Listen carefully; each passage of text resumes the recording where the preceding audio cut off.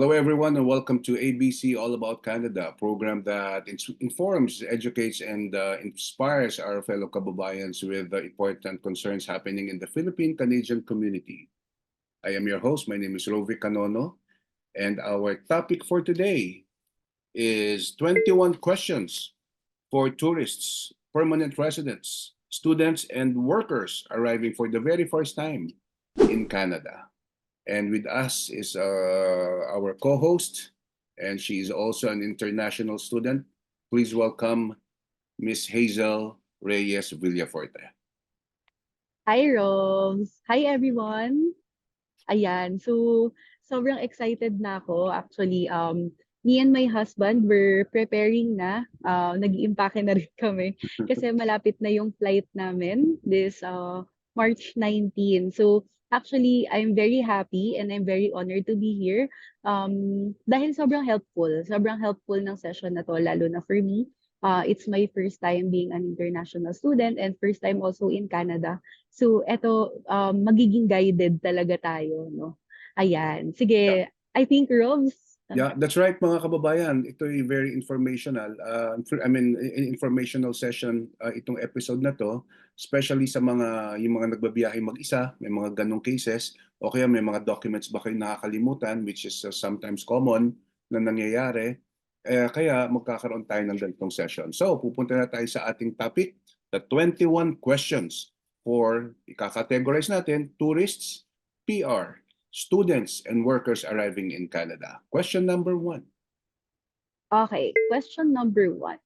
So, before we board, habang nasa Manila Airport tayo, no, ano ba yung mga documents that are being asked by the immigration officer prior boarding for Canada? Alright, that's a very good number 1 question. Tama-tama, nasa Pilipinas pa sila, habang nasa Pilipinas pa sila. Correct. But gano'n na nga, medyo hihimayin natin sa 4. Una muna yung turista, yung first-time tourists. So syempre, yung kanilang visa, Canada visa, and of course, yung passport nila should be 6 months, more than 6 months pa yung expiration. Hindi sila pinapasakay yata kapag below 6 months yung expiration ng kanilang visa. And of course, hinahanapan din sila ng round-trip ticket. Normally, hinahanapan sila kasi nga sila ay tourist expecting na bumalik. Pangalawa, doon naman tayo sa permanent resident. Okay? Sa permanent resident, first, ang tawag nila dyan, may term sila na landing immigrant. Kasi nga pagdating dito, immigrant kaagad sila. Hinahanapan sila ng PDOS, yung Pre-Departure Orientation Seminar. Yung iba, hinahanap pa raw yung resibo ng PDOS. So, mabuti nang dalhin nyo na lahat yan. Okay? Ano pa? For international student naman tayo. Ito nga si Hazel. Normally, visa lang naman yung inyong student visa. Wala naman masyadong hinahanap. Okay? So that's good news. Alright? For the workers, marami. Yun ang marami. Number 1, makipag-coordinate kayo dun sa agency nyo, sa recruiting agency nyo. But normally, merong 3 na hinahanap. Yung PDOS din, yung Pre-Departure Orientation Seminar Certificate, yung OEC o yung Overseas Employment Certificate, at saka yung MWO certification o the Migrant Workers Office certification. Yeah. Okay. Yeah. So I guess very helpful then for us to be prepared sa mga documents, no? So Yeah. kapag nag-travel, make True, sure na true. complete. Yung iba Okay. naka-folder pa yan. Naka-folder ng maayos na bibili sa store. Ayun. Naka-folder yan. Okay, pupunta na tayo sa question Okay. number 2. Okay. So Robs, is it advisable for us to get a travel insurance? I would say yes. Oo. Kasi lalo na sa mga turista, lalo na sa mga PR, actually sa lahat na, no? Kasi pagdating mo rito, wala kayong insurance pa. Wala pa kayong medical insurance. Okay? Kahit na landed immigrant kayo, yung applyan, yung ibibigay sa inyo ng government na free insurance, it will take months pa bago maging effective. So, highly advised. Napakamahal dito magkasakit. Marami na tayong narinig ng mga sad stories na umaabot ng 200,000 ng bill, lalo na for the elderly. So, better better have one than not use it, no? Rather than you need it and wala ka. So, advisable ang travel. Okay. All right. Mhm. Okay. And gaya nga ng sabi mo kanina, no, hindi naman lahat ng pumupunta diyan international students lang. So we have someone na may kasamang PWD Hmm. and elderly. Hmm. So if we need like wheelchair assistance Hmm. or we need wheelchair, Hmm. meron ba nun sa Vancouver Airport? Yes, okay. So that's question number 3. Wheelchair, meron. Marami rito wheelchair. At saka marami dito nung dinadrive noong staff ng YVR. All you have to do, I mean, baka yung iba nag-expect na pagpunta rito, dito pa lang magre-request. Okay. Advisable yun. So the best, diyan pa lang, nagbubook pa lang kayo ng ticket nyo, nasa airport pa lang kayo, you will remind them na kailangan ninyo and dadalan kayo ng wheelchair o kaya susunduin kayo ng kanilang cart paglabas nyo ng aeroplano. Okay. Okay. Sige. So we can proceed to the next question. Number 4. Yes. So if ever meron connecting flight yung na-avail, say for example, Vancouver to Toronto, yung baggage ba nila or the luggage will automatically get transferred? Okay, good question. Alam Mhm. nyo, pag ang bagahin nyo ay hindi nyo kunwari kinuha doon sa conveyor belt, okay? Yan ay hindi nyo na makukuha muna, okay, kaagad-agad, okay?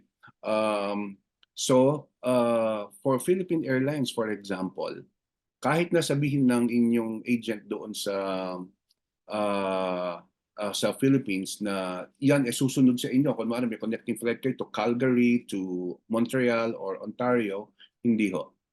Hindi ho. Common, ano yan, common na problem yan. Kaya yung iba, dumidiretso na lumalabas na hindi nila nakukuha. So, Philippine Airlines, for example, kahit na sabihin nila na pick upin nyo na doon sa final destination nyo, which is Ontario or wherever, hindi ho totoo yun. Makinig kayo sa announcement ng airport, pick up all luggage, and kayo ang magdadala doon sa connecting flight ninyo. Pag iniwan nyo yan, ay hirapan muna kayong kunin. Bakit? Sapagkat pag lumabas na kayo ng tinatawag na arrival area, arrival hall, hindi na kayo halos hindi na talaga makakabalik. Hindi, Ayan. Buti na lang, Rose, na no, natanong ko to, no? Kasi yung sa amin na avail namin is Korean Air and nakalagay doon parang sila na daw yung bahala sa luggage namin. So I guess it's better than to get it para secured. wala namang masama Okay. kung sasabihin naman sa inyo kung anong belt kukunin di ba? So kunwari 22. Mm. Ano ba naman yung abangan nyo muna ron sa 22 na umikot? Ganun bago kayo lumabas, di ba? Mm-mm. Kung meron naman silang Correct. katanungan, may staff doon yung airline ninyo. Okay. Alright. Okay, ano pa? Pasok na tayo doon sa number 5. Pero kunwari, ano na tayo? Sumakay na kayo ng eroplano, which is Bon Voyage, Philippines. Alright? Ay, alam mo kasi trivia lang, nung pumunta ako rito, ah, Hong Kong. From Hong Kong, sumakay ako Air Canada. So, sa Air Canada, syempre mga Canadian mga Yeah. attendant, di ba? So, nag-order ako ng coffee. Tinanong ako, double-double. Hindi uso sa Philippines yun, Uso na ba sa Philippines yun? Hindi. Starbucks yung double-double? Sa Tim Hortons ko lang siya At naririnig Tim actually. Hortons, because Tim Hortons Yes, is a Canadian coffee shop. correct. Okay, so i-orient ko lang kayo. So, kahit na ako nalito what's double-double? So, ang double-double pala, it means na 2 sugar and 2 milk. Okay. Okay, Okay? first time ko rin na nalaman Yan. yan. So, kapag sinabi naman sa inyo, sa airline o sa Tim Hortons, regular coffee. Pag sinabing regular coffee, 1 sugar, 1 milk.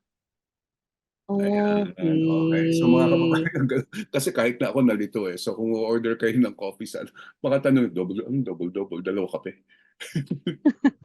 Right. So just Good to know. trivia only. Okay. So syempre, kung gusto niyo ng walang sugar, walang coffee, walang milk yung kape nyo, sasabihin nyo lang black. Black. Black Yes. coffee. Alright. Okay. Trivia. So anong airline mo nga pala? Korean Air. So Philippines to Direct na ba? to Incheon. Okay. May layover pa muna. Ang Mm. tagal, Uh, Rose. Mag-ano muna kayo 14 doon? hours Mag-enjoy muna kayo ng, ang tawag doon? Ng ng Korean food. parang, Or, oo. oo. And then, Susulitin na namin yung 14 hours. ano, pwede, hindi kayo pwede lumabas? I'm really not sure pa right now, but may mga nababasa ko na parang free transit tour sa airport. So I guess I have to check that pa. Oo, subukan nyo. Subukan nyo Mm. lumabas habang nandun na kayo. Sayang din. Kaya nga. Okay, yeah. Pasok na tayo sa question number 5. Okay. So upon arrival natin in Canada, Okay. ayan. So Welcome to ang unang YVR. question ko, bilang millennial, meron bang free wifi in YVR? Oo, sobrang lakas ng Wi-Fi dito, free. I advise lalo na sa mga unaccompanied travelers na kumunik kaagad para makontak nyo kaagad yung mga kamag-anak nyo na Yes. safely landed in YVR. YVR ang tawag doon sa airport dito, sa Vancouver, Mhm. Canada. YVR. Okay. And then, Rob, so moving on to the next no, what happens at the arrival hall? Like, what do we do after? Yeah. So ito ay question number 6. So, Mhm. i-categorize natin yan. So, buwaba na kayo ng eroplano, di ba? Tourist muna, pag-usapan natin, Hazel. Okay? Okay. So, tourist ka muna. So, pagbaba mo ng eroplano nga, di konting lakad-lakad kayo. Tapos, meron daw mga kiosk. Ito naman, ilalabas natin to sa actual na, kapag na-edit na to, ilalabas natin yung may mga mention ako na lalabas yung photo, makikita ng mga kababayan natin. Yung kiosk. So, lalapit kayo doon at i-input nyo lang yung, scan nyo yung passport, tapos input Mhm. nyo lang kung ano yung mga dala nyo. Okay? May mga konting katanungan doon. Kayong mga millennials, madaling-madali yan. Alright? So after that, minsan hindi gumagana yon. Pag hindi gumagana yon, tourist muna pinag-uusapan natin mga kababayan. Mhm. Pag hindi gumagana yon, merong mga immigration officers doon at tatanungin kayo. Yung immigration officer, simple lang yung mga tanong nila. Kumbaga parang triage, yung ibig sabihin ay parang i-qualify niya kayo kung saan pa kayo pupunta after doon sa area ng kiosk na yun. Mhm. So sa mga tourists na first time ganyan, huwag kayong mag-alala. Meron doon parang mga receptionist ang airport. Mga naka-blue sila na willing to help you. Ngayon, para sa tourists, ay yung kiosk, pagkatapos yung mag-declare, meron ba kayong dalang prutas? Meron ba kayong dalang pet? Meron ba kayong dalang um, sigarilyo? Meron ba kayong dalang alak? I-input nyo lahat yon, okay? Of course, you have to declare everything or else magkano dala yung pera? 10,000 and up, itatax yun. Pag hindi nyo declare 10,000 Canadian dollars, pwede i-confiscate yon, okay? Alright. Pagkatapos yung i-input yung mga information, kukuhanan kayo ng photo noong kiosk. Okay? So, smile ng konti. Pak. Tapos, magpiprint out yon ng parang ganito. Ganitong pahaba. White paper lang siya. At pag tourist po Mhm. kayo, nakikita mo ba? Ganyan. Medyo. Yes. White paper lang siya. Clear. Yeah. Ano to? Nandiyan yung picture mo. Tapos, walang letter dito. Walang marking dito. Kasi yung sa tourist, sa Mhm. permanent, may marking dito. Ang ibig sabihin niya, kapag walang mark, dire-diretso na po kayo. Pagkatapos yung kunin yung bagahe nyo bilang tourist, pwede na kayong lumabas ng arrival hall. Ngayon, ang common tanong, tinatatakan po po ito? Tinatatakan po ba? Di ba sanay tayo na kapag may tinatatak, tatakin Yes. kasi nangongolekta ng tatak sa airport, Mhm. arrive, di ba? At kapag may mga tatak, yun ang ginagamit nila kapag nag-a-apply sila ng ibang visa, wala na pong tatakan dito. Okay? Wala nang tatakan. Pagkatapos nyo di sa kiosk at wala siyang blanco, yung no markings dito sa ilalim, kayo po ay after getting the luggage, labas na kayo. Question, paano kung yung white paper, lagyan ko ng number, kunwari, ganyan, number 18, nilagyan ng Mhm. officer, ano ibig sabihin nun? Pag ganyan, maraming ibig sabihin. Depende doon sa declaration nyo. Baka nag-declare kayo ng may dala kayong tuyo, meron kayong dalang may buto. Yan. Yung number na yon, paglabas ninyo, pwedeng inspeksyonin yung gamit nyo. Pwede pa kayong tanungin ng mas malalim na tanungan kung meron kayong kailangang bayaran based doon sa declaration ninyo. Okay? Kaya ang payo ko, lahat naman nabibili na rito, huwag na kayo masyadong magdala ng mga dailies, mga ganyan. Okay? Baka may tanong tayo dun sa tourist. Tourist yun, ha? Oh. Mm. Okay, so punta naman tayo. So just sa tourist pa, kahit na walang number na ganyan, siguro baka nagkaroon kayo ng W, W, W, okay? Or X, X. Dadaan kayo doon sa inspection. Ang tawag doon secondary. Yung exit area, kung saan kayo mag-exit, may mga immigration officers doon, ang tawag doon secondary, dadaan kayo doon. So talaga maganda, clear siya para dire-diretso na lang kayo palabas. Okay. Okay. Okay yun sa tourist. Yes. Okay. Pasok naman Clear. tayo. Oo, doon sa number 7. Number 7. Okay. So, number 7 natin, after ng kiosk, Rose, saan magpo-proceed yung mga tourists? Okay. So talagang tourist pa rin tayo, no? So yun na nga, wala silang stamping, na wala na silang interview halos pagkatapos doon sa kiosk, labas na sila. Okay? Ano pa yung hindi natin natalakay? Dahil walang tatak, ang common question sa tourist, gaano katagal ang stay ko rito sa Canada? So pag walang tatak yan, 6 months. Okay? So kung dumating kayo ng January 1, kailan nang dapat wala na kayo ng Canada? July 1. July 1, Which is yeah. wrong. Kasi sumobra na kayo ng one day. So dapat June 30. Wala na kayo. Siyempre, Okay. ang So, pinakamaganda strict dyan, sila pagdating doon. well, hindi naman masyado o kung one day, pero as much as possible, para good record sa immigration, wag yung Okay. rin ng 6 months. Di ba? Ganon. And of Mm-mm. course, pag 6 months gusto nyo pa magstay, merong process pa na pwedeng mag-renew habang nandito.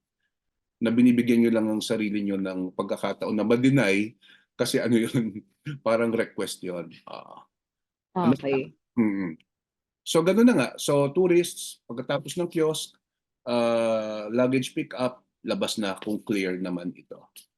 Mm-mm. Okay. Sige. So, aside from tourists, 'di ba meron pa yung mga permanent resident naman. Hindi pa, hindi pa yata natin yan natalakay. So, pagka permanent resident naman sila after kiosk, saan sila magpo-proceed? Okay. So tapos na tayo sa tourists. Sa permanent resident Mm-mm. naman tayo, this is question number 8.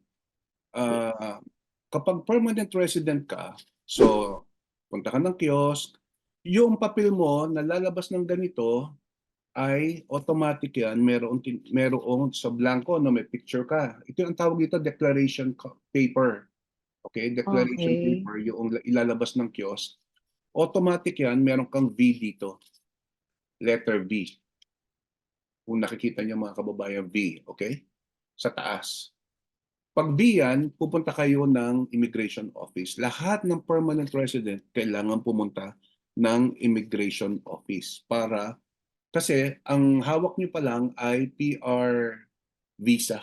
Parang ganun eh. Immigrant Mm-mm. visa. Hindi pa kayo formally na permanent resident. Pupunta kayo doon sa immigration office para pirmahan nyo yung inyong PR. Meron ako sample. Ang tawag dito, confirmation of permanent residence. Okay? Na kailangan yung i-print. Pipirmahan nyo to sa harapan ng officer doon sa immigration office. Ngayon, so labas kayo ng kiosk, pick upin yung luggage nyo.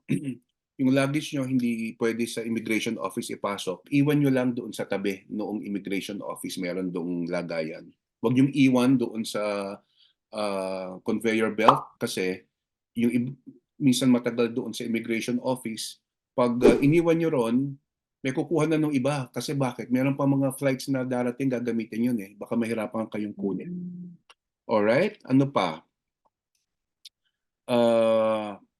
Gaano kayo katagal minsan doon sa immigration office? Depende sa dami ng arrival. Minsan 3 oras. Minsan 3 oras. Minsan Hmm. mabilis lang pag wala talagang arrival. Okay? Mm. Ano pa? Ano ang kailangan nyo sa immigration office? Okay? Yung address nyo sa Canada. Okay? Yung address nyo sa Canada. Ito yung kung ito yung confirmation of permanent residence nyo, nandito yung address nyo dapat. Okay? Ngayon, yung iba, ang address dito hindi yung address nyo na kung saan kayo tutuloy. Ang address nito, yung address ng immigration consultant na naglakad ng papeles nyo. So, ang kailangan ninyo, number 1, ay yung address nyo sa Canada, sulat nyo na dahil tatanungin yan. Diyan, i-deliver yung permanent resident card ninyo. Okay? Ngayon, Mm. talakayin natin yung iba pang details noong nandun kayo sa immigration office. Interviewin kayo. Oo, ng bahagya. Meron ba kayong magkano dala niyong pera? Sinong nag-invite sa inyo? Anong relationship nyo? Kasal ba kayo? Meron ba kayong hindi dineclare na mga kamag-anak? Kayo ba ay may criminal Mm. record? Na aresto ba kayo? Na-deny ba kayo sa ganyan? Basic questions yan. Okay? Ngayon, additional information sa mga permanent residents or yung term na ay landed immigrants. Yung PR card nyo, i-deliver sa inyo mga 2 to 3 months pa. Okay? Doon sa address na ibibigay nyo. So make sure it's correct. Always include the postal address. Siguro ito ay bahay ng anak nyo o yung asawa nyo na nag-sponsor sa inyo. Number 2, common question. Kasi pwede na kayo magtrabaho eh. Kahit walang work permit. Kasi nga PR na kayo. Yung SSS number nyo kailangan bago magtrabaho. Meron sa airport tuwing Huwebes lang. Okay? Na pwede kayong makakuha sa airport. Pero kung wala sa airport, doon na sa destination nyo, tutulungan kayo na nag-sponsor sa inyo. Ang pangalan ng government office, Service Canada. Okay? Yung insurance ninyo, okay? Kasi yung insurance ninyo, pwede nyo i-apply kaagad online, yung free government insurance online, kahit pagdating nyo. Kailan na effectivity niyan? Mga 3 months pa. Lumalabas, gaya nga na napag-usapan natin nung una, na wala kayong free government insurance until maging effective siya, mga 3 months pa. Kaya kailangan ng travel insurance eh. I-renew yung travel insurance hanggang maging effective yung inyong yung inyong free government insurance. Kaya welcome to Canada, yung mga permanent residents, landed immigrants, marami po kayong perks dito. Okay? Ano ba yung perks? Meron kayo free English study or French, online, ganyan. At mga free passes sa mga iba't ibang parks dito. Makikita nyo lahat yan sa isang app na ang pangalan Canoe. Oh. CANOO. Yan po yung app na maraming free passes sa mga parks and amusement centers, etc. For 1 year para sa mga PR. Okay. Mm. Ngayon, okay na tayo doon. Marami na information lang loaded na for PR. Okay? Baka meron pa silang tanong doon. Ay, yung ibang PR, meron silang medical surveillance na papel na in-issue ang Canada Clinic sa Philippines dahil iso-surveillance sila. Meron merong nakita siguro yung medical clinic. Dalin po nyo yun din sa immigration office, ipapakita niya, pipirmahan. Ano po ang mangyayari Mm. doon? Kaya nga surveillance, siguro makakatanggap kayo ng sulat sa Canada Clinic na kailangan niyong pumunta doon sa kanilang clinic once a month at least. Okay? For x-ray, for whatever medical check-up. Okay. Okay, loaded na information Okay. para sa PR. Pasok na tayo sa next question. Okay. So next, Para naman sa aming mga international students. So where where will we proceed after naman? Okay, para sa international students, so the same thing, labas kayo ng eroplano, punta kayo sa kiosk, eh, enter nyo yung mga sagot doon sa mga questions doon, kukuha na kayo ng picture ng kiosk at lalabas ulit ang inyong declaration card. Okay? Mm. Normally, merong V. Pag V kasi, ibig sabihin Mm. dadang kayo sa immigration office. Okay. So yung V, uh, dadaan kayo sa immigration office. So get your luggage, iwan nyo doon sa tabi ng immigration office. Pasok kayo doon sa Mm. immigration office pero meron doon receptionist who will help you. Ang kailangan passport, this paper, at saka yung letter of introduction. Okay. Okay? Basically, yun lang. Okay? Pero dalhin mo na rin yung ibang mga papeles. Pagpasok mo sa office, Mm. merong sign doon, yung kaliwa, papunta sa malaking office siya, kaliwa, papunta sa mga PR, yung kanan, Mm. mga international students. Okay? Okay. So, pagdating doon, pag V ito pag V, mamaya talakayin natin yung iba. Pag V ito ay, pag marami kayo doon, i-collect lang yung passport, insert itong paper na to, i-collect yan. No more Mm. questions. Okay? Uh, After a few minutes or hours, depende kung gaano kayo karami. Minsan kasi mga 300 at one time ang nakapila. After Dami that, din. yeah, pag malapit na opening ng schools, tatawagin Mm. lang ang pangalan nyo, Hazel Reyes. Ibabalik na yung passport mo, ito, at saka yung study permit. Okay. Halos no more questions doon. O baka may tanong ka habang nandun sa immigration office. Very clear pa naman so far. So, i-check niyo yung study permit niyo, parang certificate siya for spelling, okay? Alright. Kasi pag Mm. lumabas nga kayo ng arrival hall, hindi na kayo makakabalik habang Wala na. nandun. Yeah. Ngayon, Okay. so, yaan ay para sa mga may V. May mga dineclare ka na ano-ano. Ang doon sa kiosk pa lang, ang lumabas, hindi V, kundi W. W. Mm. Or hindi V, kundi X. X. Pag X or W, saan ka pupunta? Hindi ka pupunta sa immigration. Okay? Pupunta ka doon sa tinatawag na secondary. Yung sa may exit, Mm. meron din mga immigration officers doon. Ang ibig sabihin niya, meron kang dineclare or meron kang documents na kulang na doon dadaan ka sa interview, dadaan ka sa Mm. luggage inspection, mga ganyan. Medyo mas mabusisi doon sa tinatawag na secondary. Pwede buksan yung bagahe mo doon. Mm. Bulat-latin lahat yung documents mo. Ayan. Okay? So, mas Okay. maganda makakuha ka na V. Huwag ka na masyado V. magdala ng kung ano-anong daing, tuyo, whatever. Meat. Huwag na. Okay? Okay, sige, baka may tanong Okay. ka. As an international student. Ang key dito is makakuha ng V. Na, Yun lang. oo, Kasi mm, I guess, tama naman, Robs, no, na let's keep it simple na lang. Kasi para din maiwasan yung mga complications. true. Yeah. So that I Anyway, have to note. yeah, kung Mm. pasalubong lang pag-uusapan, mga pagkain, lahat naman nabibili na Mm. halos dito. Okay. Okay, so kung tapos na tayo sa Mm. international student, pasok naman tayo sa worker. Okay. Which is question number 10. All right. Hmm. Sige. Anong So answer? yung mga TFW natin or yung mga temporary workers, papaano naman yung proseso nung sa kanila after ng kiosk? Actually, parehong-pareho halos ng international student. Okay? So, Hmm. punta sila sa kiosk at ganun input sila, may piprint ng ganito. Kung V, papasok sila sa immigration office. Mm.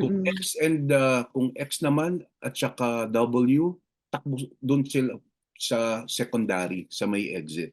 Ibig sabihin, medyo may konting interview pa Yeah. kanila roon. Sa V, halos wala silang interview. So ganun din, Oh. bibigay din nila yung kanilang declaration paper na naka-insert sa passport at halos tawagin na lang yung kanilang pangalan.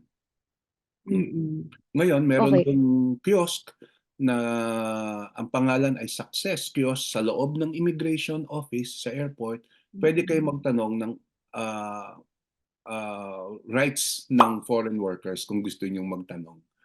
Oo. Or magtanong ng tungkol dun sa SSS nyo, SSS Mm. number, ang tawag ito SIN number, tungkol dun sa inyong government health insurance. Doon, meron doon ang pangalan Success Kiosk. Although hindi Okay. siya open 24 hours pero pwede kayong magtanong doon. Yun lang basically ang difference ng uh, foreign workers sa students. Meron doong Mm. kiosk na pwede kayong pagtanungan about workers' rights. Mm. So, Robs, may follow-up question lang pala ako no, it comes to mind. Ako as international student, I have someone with me. So, Mm. naka-open work permit siya. So, eto yung mga temporary workers natin. Tama ba? Sila yon. Hindi. Hindi. Iba pa. Iba pa. Oo. Ang tawag doon sa Mm. kasama mo ay well, masasabi nating ganun din ang category nila. Pero Mm. sa specifically ang tawag sa kanila open work permit holders. Oo. Okay. Kasi yung temporary foreign workers normally ang difference niyan meron na silang employer, specific yung kanilang employer. O hindi sila Alright, pwedeng alright, magtrabaho sa alright. iba. O ang tawag sa kanila Mm. normally closed work permit. Normally meron silang Mm. na doon sila magse-serve Okay. for 2 to 3 years, ganyan. Pero for the OWP, Open work permit. separate processing ba nila? Parang separate processing ba sila from the international Hindi, student? Or magkatabi pwedeng kayo, magkasama na kami? talagang magkasama kayo, papasok dun sa room, yung Mm. hihingin na passport nyo ay pagsamahin nyo, kung pwede nga hindi magkahiwalay, talagang Mm. buksan mong ganun, yung sa'yo, buksan mo yung passport niya, para pag hinawakan ng officer, Okay. alam na magkasama kayo, insert nyo yung paper, ayun, ikaw ang tatawagin kasi ikaw ang parang principal applicant eh. Oo, siya Okay. parang dependent lang sa'yo. Oo. Pag Clear. tinawag ka, kasama na rin yung open work permit uh, paper niya. Mm. Okay. Hmm. Sige. Okay. So, move tayo sa Hmm. next. Number ano na tayo? Number 11. Number 11. Yes. Hmm. So, kanina pa natin nababanggit sa discussion natin yung secondary immigration service, no? So, ano ba yung ibig sabihin nun? Ano ba siya? Yung secondary nga, oo, ay doon nga yung kapag yung paper mo, hindi V ang nakasulat. Okay? Mm-mm. X or W ang nakasulat. W. Oo. O kaya may number ka rito sa ilalim. Okay? So Mm-mm. maraming meaning yan. Number one, yun na nga, baka kulang ka ng papeles. Yung iba, walang biometrics eh. So iba Ah, biometrics ka ron. Nangyayari ah, yun. Number two, baka may question pa sa papeles mo, questioning ka ron. Baka meron kang mm-mm. dineclare na hindi na gustong nilang tignan, bubuksan yung gamit mo. Okay? Ano pa? Mm-mm. Yung iba random lang.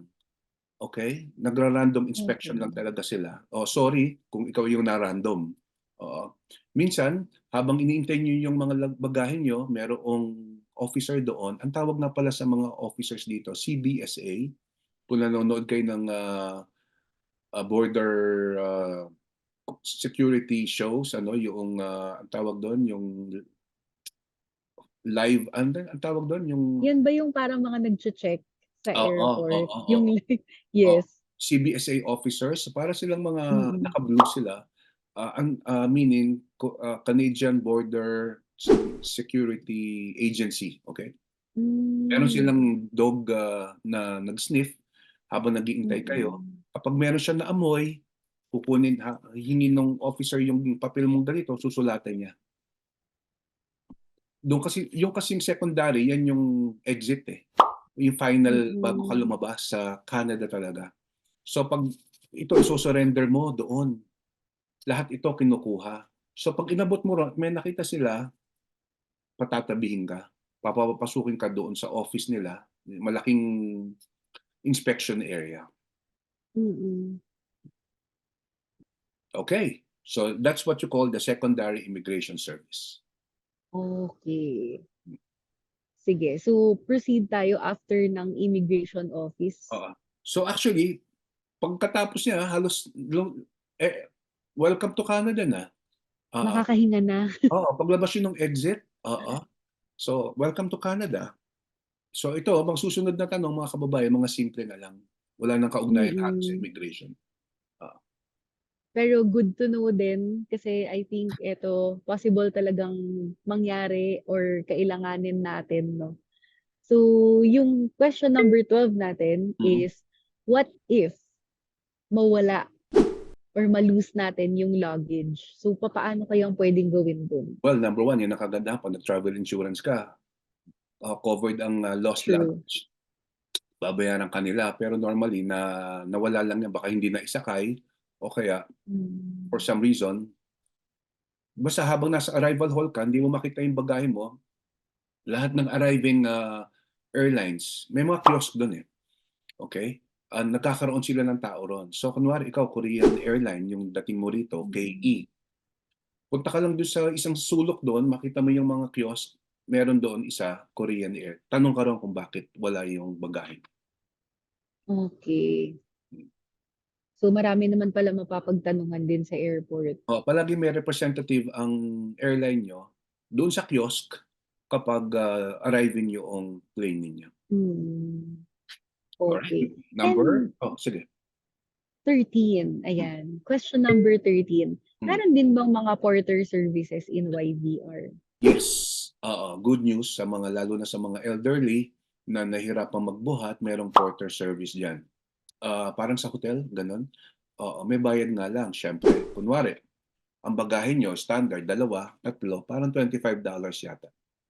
Cash to Hmm. bring cash. At Okay. more than that, nag-a-add up. So I would suggest, lalo na sa mga senior citizen na may connecting flight, i-hire nyo sila dahil sila magkukuha, sakay nila doon sa kanilang cart at i-guide niya kayo palabas all the way doon sa connecting flight ninyo. Which is medyo mahaba-habang Hmm. lakad, mga 10 minutes siguro na lakad from same Hmm. building siya, pero mga 10 minutes na lakad. At least guided kayo. Hindi lang binayaran niyo siya doon sa pagbuhat, kundi meron pa kayong guide. Correct. Okay. Sige, usapang ano naman, kaperahan. Mm-mm. Question number 14. Mm. Meron bang mga currency exchange, parang stalls, ganyan, or shop inside the arrival hall para sa Actually, mga magpapapalit? good question. Kasi minsan, may kailangan kayong bayaran, di ba? So Mm. kunwari, yung porter, wala kang dalang Canadian. O, of course, tumatanggap sila ng US dollars, ano? Okay? Mm. Pero kung peso ang pera mo, merong currency exchange doon mismo sa arrival hall. Oo. Hindi mo na kailangan lumabas pa kasi hindi ka na makakabalik. Doon mismo, kung Mm. peso dala mo, pwede nilang palitan yan. Mm. Ngayon, ano pa, minsan kasi meron sasabihin yung officer na may babayaran ka. Okay? Okay. Kasi meron kang, yung 10,000 mo, Canadian dollars, dineclare mo, may tax yun. So, Mm. pwede ka magpapalit doon sa ano, or meron kang uh, wala kang biometrics at doon ka kukunan, Mm. bayad yun, $85. So, doon sa currency exchange ka pupunta. At Okay. at yung cashier naman, kung saan mo babayaran yun, nandun lang sa labas ng immigration office. Okay. May mga times ba, Robs, na nire-refer tayo to agriculture, ganyan? And why is that? Oo. So question number 16, very good yan, yung agriculture. Kasi Mm. nga baka may dineclare ka, meron kang prutas na may buto, ganyan. Mm. Meron kang uh, dalang pasalubong na gusto nilang inspeksyonin, nilagyan nila ng number nga dito. Ayun, pupunta ka sa Mm. agriculture, titignan nila yung ng mga CBSA officers ulit. Inspection nila kung yung Mm. dala mo ay safe, allowed. Kung hindi naman, dineclare mo, hindi bawal, madumi, kukonfiscatein lang naman nila yan. Oo. Ang masama kapag hindi mo dineclare at nabuking ka, yan, baka Ayun. ma-penalize ka. Oo. Yung Para agriculture, safe, yeah, declare all. declare all. Declare all Correct. or might as well do not bring questionable. Mm. Yung agriculture office, katabi lang nung cashier yon, nakatabi ng immigration office. So don't worry, nandun na. Magkakalapit naman pala sila. Ah, Okay. malapit na tayo. Ang bilis natin. 21 questions para sa mga first-time arrivals. Okay, number ano na tayo? Number 17. Ito na. Yan. Kakalabas na kayo. Okay. So, meron din bang, eto interesting question, meron din bang mga hotel inside YVR where we can stay overnight if needed? Oo, marami rin nagtatanong yan kasi nga yung iba, ang connecting flight nila kinabukasan pa. Right? Yes. Okay. Short answer is yes. Merong hotel, pero magkano yon? Ah, Mm. an- hindi ko masasabing unfortunately mahal siya kasi high-end yung hotel na nasa airport, Fairmont. Oo. So overnight stay Mm. there could depends on the season. Siguro pinakamababa na yung $400 a night. High-end siya. Pero sa labas ng airport, tanong kayo sa taxi ron, merong mga mura, lalo na kung nag-book kayo, mga nasa Mm. 180 siguro. It depends on the season eh. 180. Kung Mm. season siguro, yung hotel na yon na 180, na malapit lang sa airport, could be 250 on peak season. Meron bang hotel sa loob? Ayan. Yes. Meron bang hotel sa labas? Marami, na mas mura. Ayan. Ang daming options. Depende kung saan kayo pasok. Oo, yung iba naman, nagstay na lang doon sa YVR. Doon na sila nag-spend ng night. Mm. Meron naman marami naman 24 hours na cafe doon. Okay. Pero ang tip doon, kung saan ang mura, kasi airport prices sa mga kainan, mahal. Meron Yes. merong mura doon sa 7-Eleven, doon ipagtanong nyo sa information officer, sa mga parang Mm. receptionist doon, yung 7-Eleven sa domestic, mura doon. Okay. Ino-note ko din yan. Ano yun eh, presyong labas, hindi presyong airport. Okay, next. Okay, sige. Yung next natin, question 18, meron bang LRT or like SkyTrain sa airport? And if ever, how much kaya yung SkyTrain or siguro taxi to Vancouver downtown? Okay, so good question kasi yung iba dahil bubukas pa yung connecting flight nila, okay, ay gusto Mm. muna nila ikutin ng Vancouver.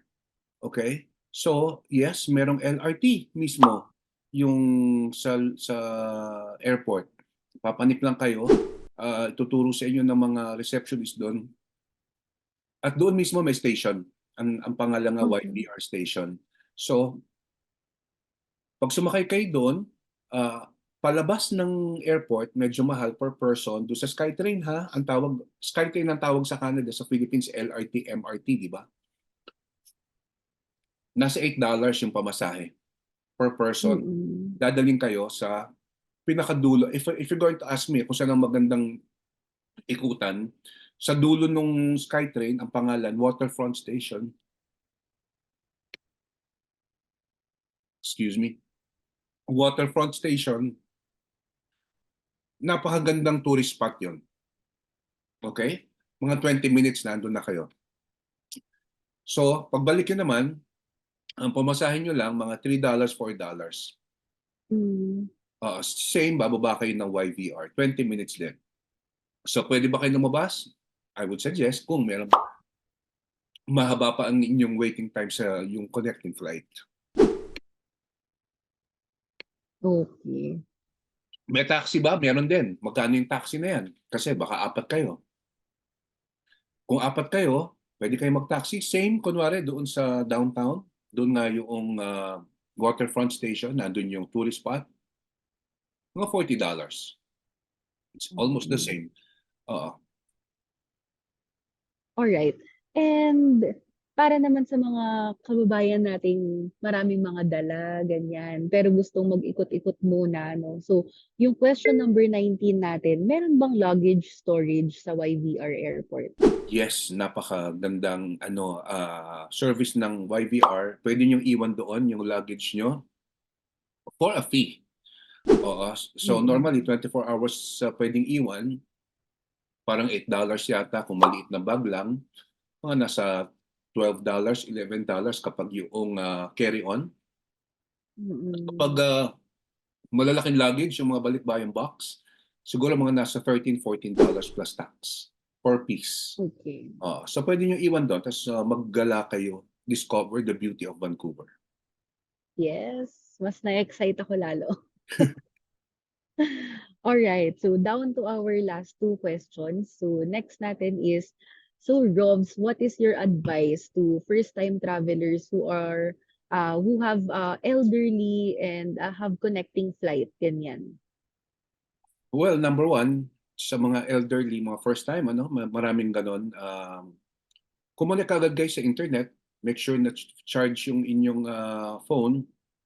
Kasi sa immigration office, puwedeng buksan niyo yung cellphone niyo at yung kamag-anak niyo ang sumagot do'n sa mga tanong nila, makinig doon sa explain Mm. sa inyo.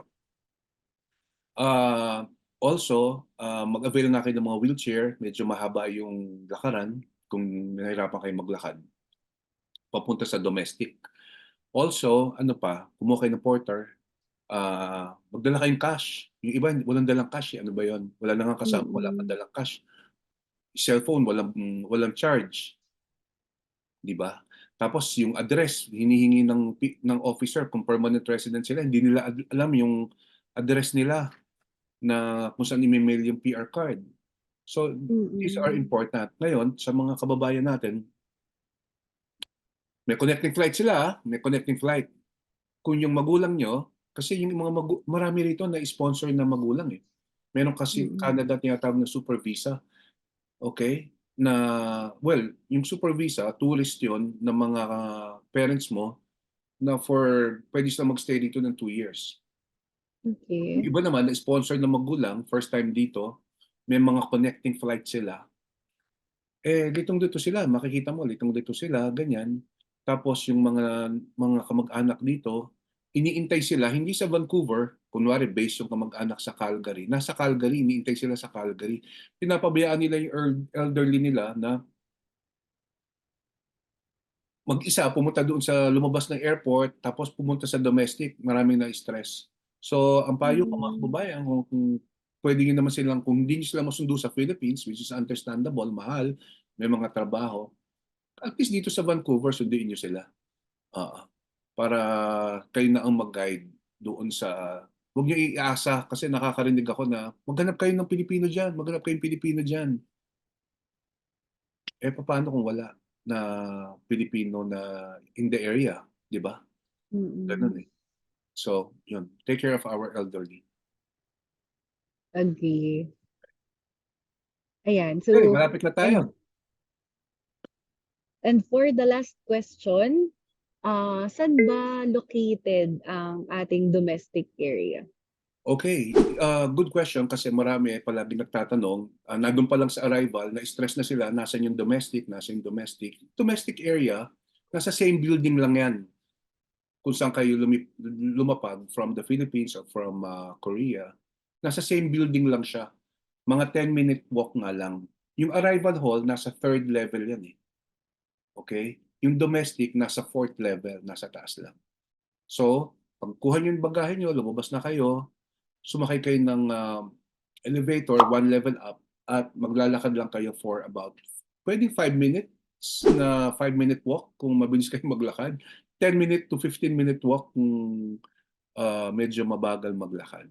Nandun lang, maraming information officers, maraming receptionist doon kada kanto na willing to help you in your for your convenience. Okay. Alright, Hazel, bago tayo magpatuloy, meron lang mga konti pang katanungan na ihahabol natin. Okay? Anim na tanong ito. So first, my final destination is Alberta. Where will I get my work permit or my student permit or my permanent residence? In YVR sa Paglapag or in Alberta? Well, ang sagot po dyan, kung saan kayo una lumapag, which is YVR o Vancouver, doon niyo po kukunin yan.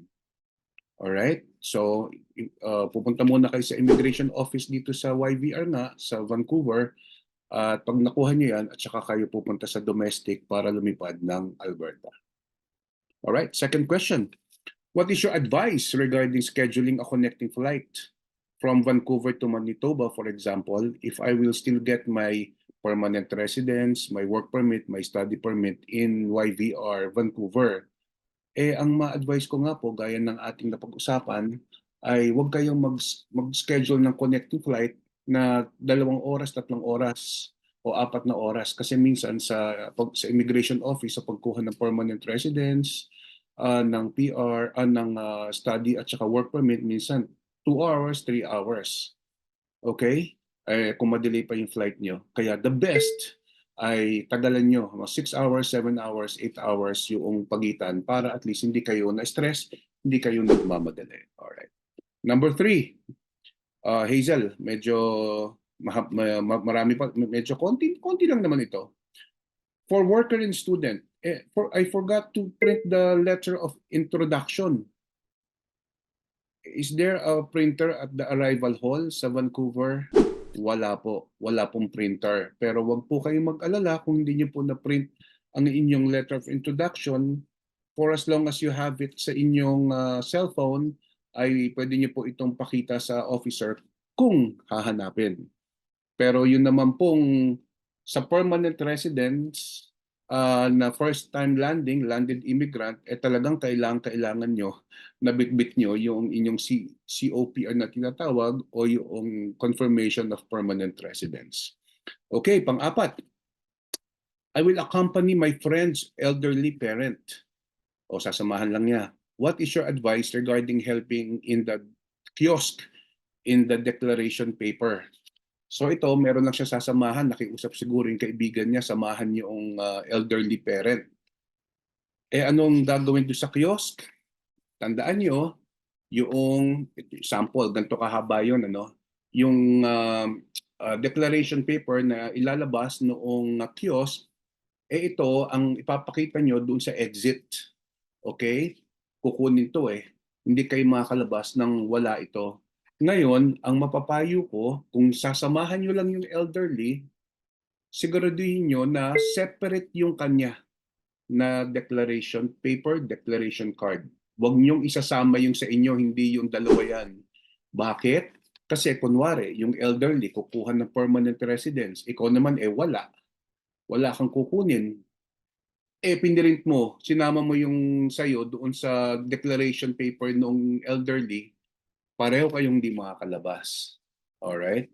Paano kung ikaw meron kang connecting flight, delayed ka na, yung sinamahan mong elderly, ang tagal doon sa immigration room, 3 hours.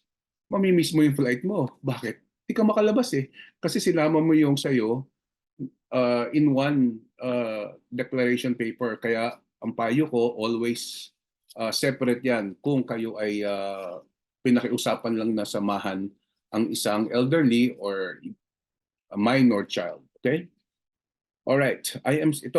Speaking of minor child, I am sending my minor child to Canada unaccompanied, okay, walang kasama, to get PR or student permit. Nangyayari po yun. Will the airline provide help? Opo. Basta maaga pa lang, sabihin nyo na minor yung child, informin na yung airline.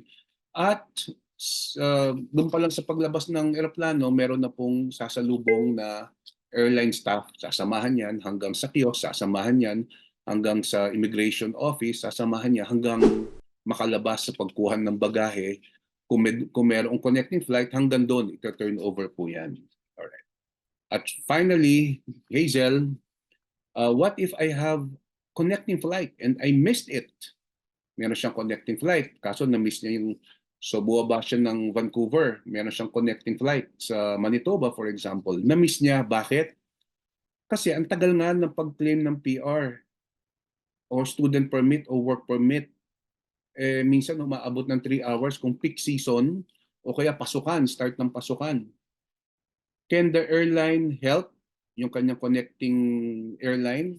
Yes. Basta sabihin nyo na natagalan kayo doon sa immigration room at tutulungan po kayo ng airline. Normally, ibubuk po kayo, i-assist nila kayo, ibubuk nila kayo doon sa susunod na flight.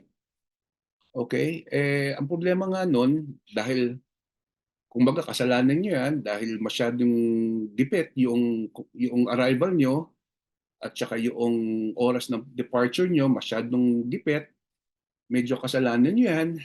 Kaya ang payo namin, habaan, ang tulong ng airline, ibubuk kayo sa susunod na flight. Paano kung ang susunod na flight ay kinabukasan? Di ba? O kaya ang susunod na flight ay fully booked. Baka mag-antay kayo. Kaya ang always na payo natin, Hazel, sa kanila, ay ang connecting flight always longer time. 6 hours, 7 hours, 8 hours kung pwede kinabukasan kung kakayanin. Okay, very nice.